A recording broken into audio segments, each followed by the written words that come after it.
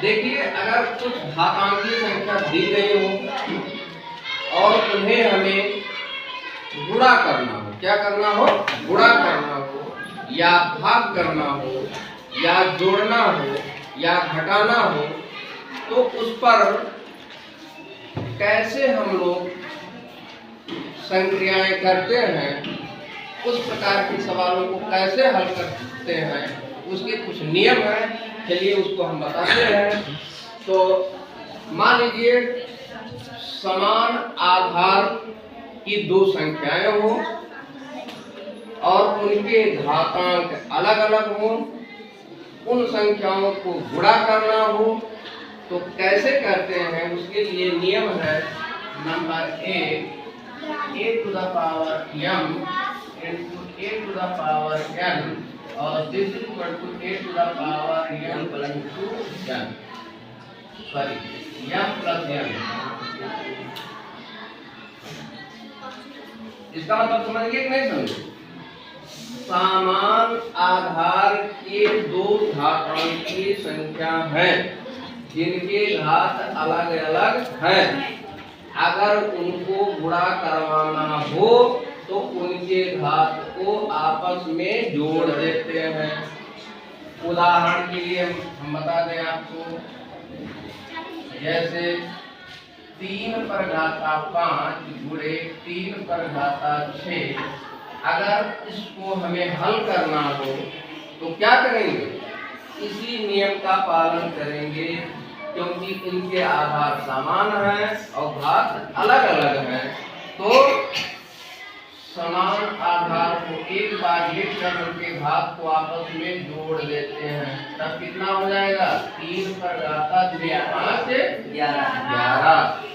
ये रहा घातांक का पहला नियम। घातांक का पहला नियम कि यदि समान आधार पर दो घातांकीय संख्याओं जिनके घात अलग अलग हो उन्हें गुणा करना हो तो क्या करेंगे, उनके घातांक को आपस में जोड़ देते हैं। ठीक है। इसका दूसरा नियम है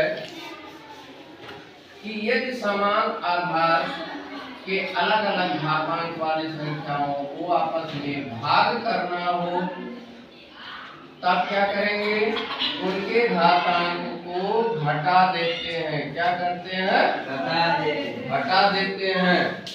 जैसे उदाहरण के लिए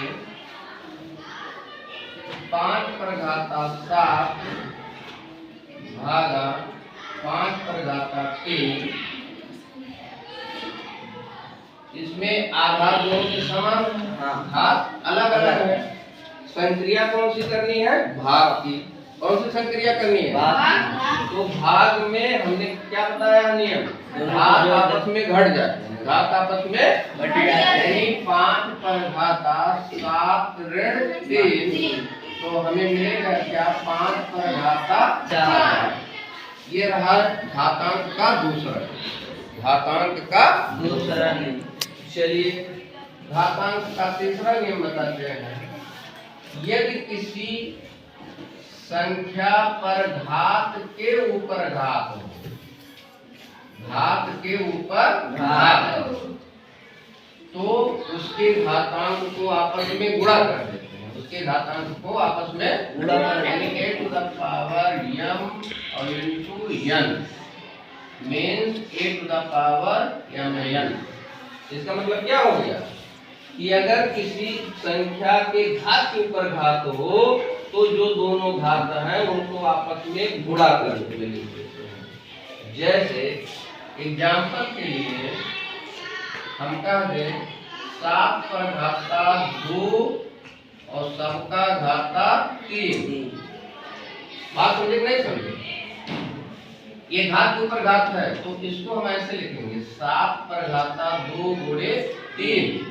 अब बताओ 7 पर घाता कितना हो जाएगा, 6।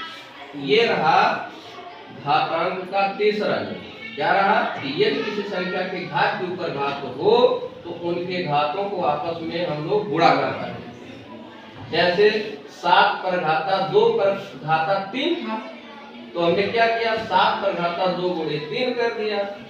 और अंत में हमें रिजल्ट क्या मिला 7 पर घात 6। ये घातांक के आज मुख्य 3 नियम हमने आपको बताया। इसको याद कर लीजिए और इस टाइप के क्वेश्चन को आप इसकी सहायता से आप हल कर सकते हैं। ठीक है।